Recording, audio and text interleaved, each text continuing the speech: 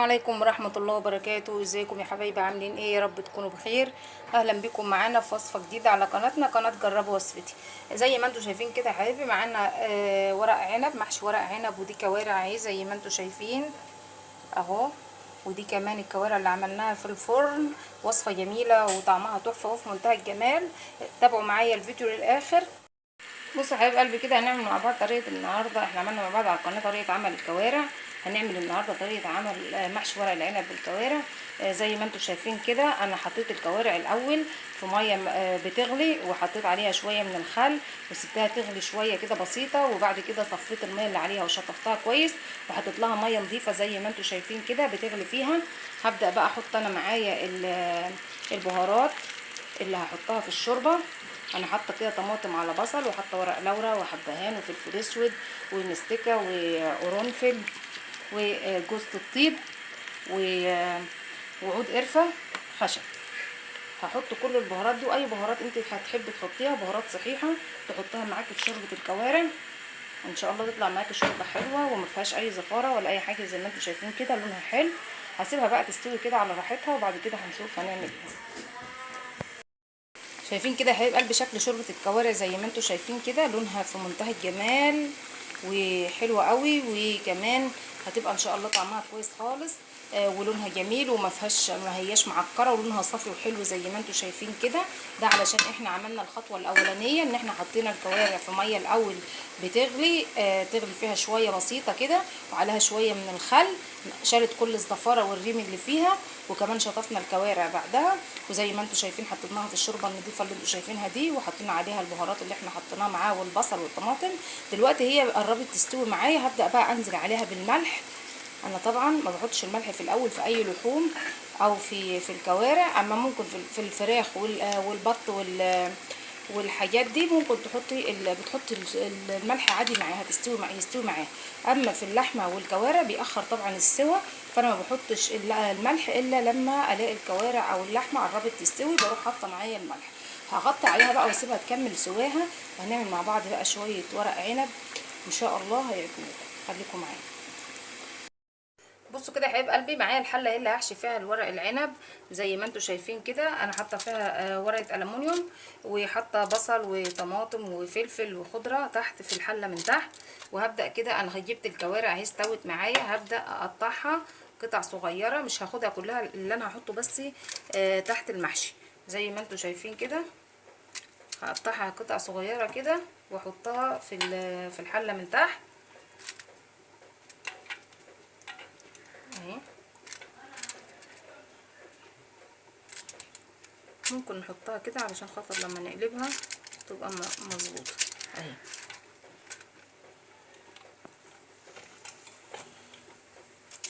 زي ما انتم شايفين كده هبدا بقى احشي معاك ورق العنب واحطه معاها.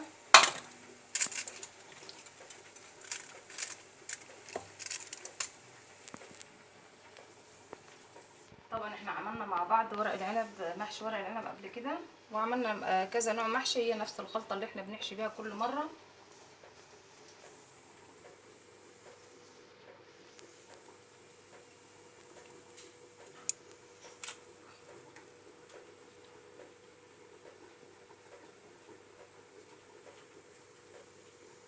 هبدا كده اخد معايا ورق العنب اهو،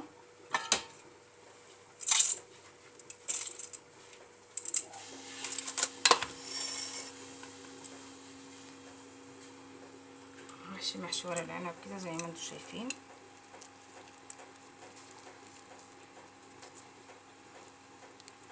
هقفل معايا من الجنبين وابدا ارص ورق العنب معايا.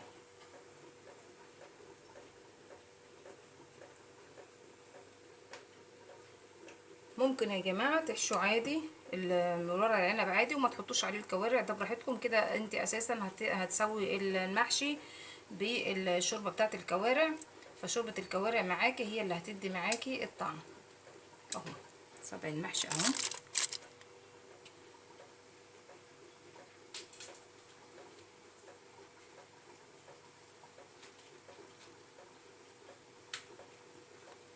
زي ما انتم شايفين كده هاخد باخد الورقه كده على الناحيه الخشنه دي وبحط فيها الرز معايا والف بالراحه واحده واحده كده، وبقفل معايا الجناب اهو، وباخد الجنب التاني نفس الحكايه اهو والف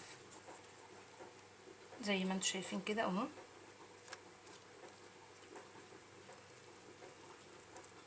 مظبوط معايا كده، وهبدا ان انا ارص كده.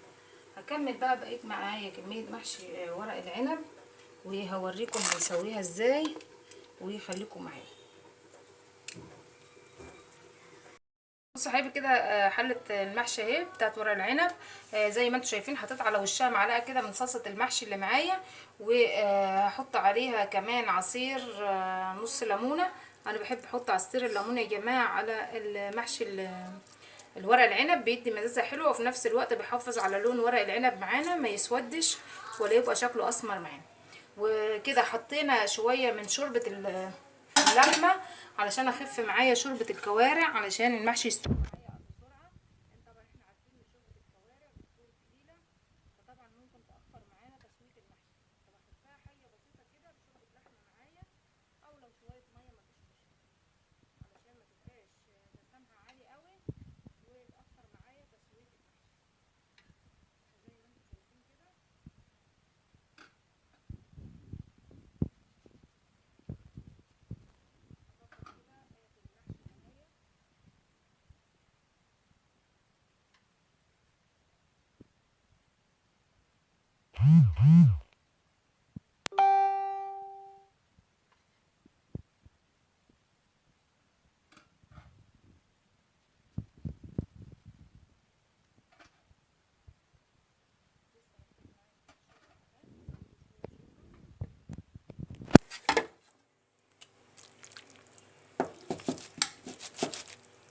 اهو.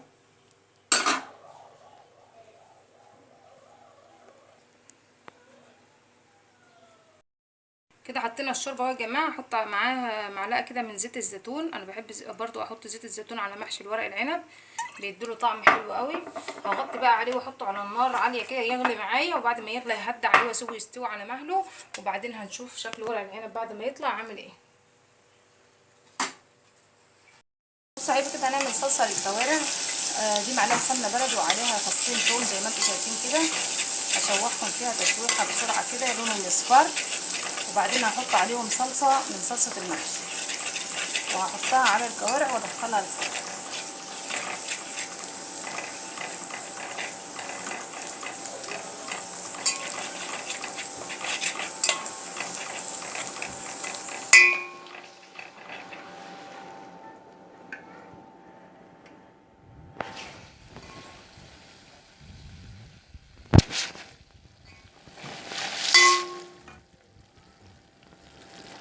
نحط على رز شويه خل كده،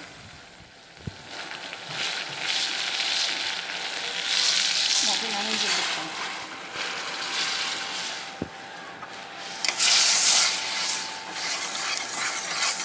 ملحها كده معايا متظبط، هدخلها بقى هقدم بيها الكوارع واحطها في الفرن. يلا خلينا.